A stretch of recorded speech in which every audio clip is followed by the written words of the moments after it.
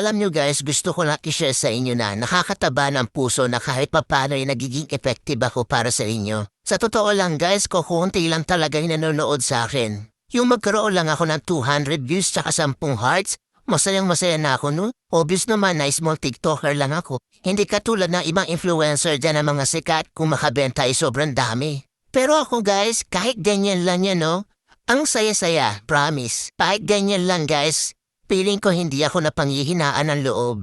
Kumbaga, tuloy-tuloy lang, enjoy lang sa TikTok. Sana naman sa mga mahilig mag-check out dyan, sana lang ma-appreciate nyo din kami mga small TikToker na gumagawa ng mga original content. Hayaan nyo na yung mga influencer, mayayaman na yun. Yung tipong sila naka-iPhone 14, yung mga video camera nila, gaganda. Tapos ako naka-Realme, ang labo pa. Support nyo naman ako guys as a small TikToker dito na gumagawa ng original content.